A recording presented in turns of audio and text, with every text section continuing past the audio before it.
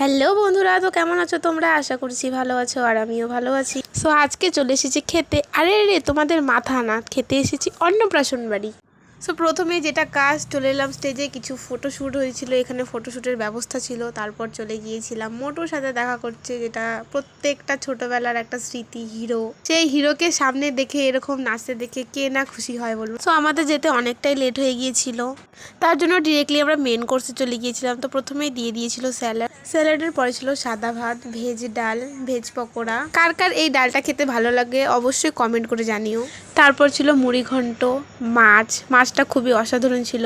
তারপর যেটা ছিল মাটন, যেটার জন্য এতক্ষণ ধরে অপেক্ষা। শেষে ছিল চাটনি, দই, মিষ্টি, ব্যাস। তারপর চলে এসেছিলাম একটু ডিজের এখানে নাচ দেখার জন্য, একটু এনজয় নিচ্ছিলাম।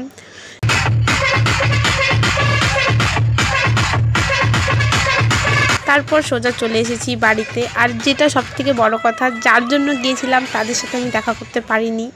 যে বেবিটার অন্নপ্রাশন ছিল তার সাথে দেখা হয়নি গাইস। তো তাকে অন্য কোনো ভিডিওতে দেখিয়ে দিব। তো আজকের জন্য এতটুকুই। Tata, bye bye, good night. Thanks for watching this video.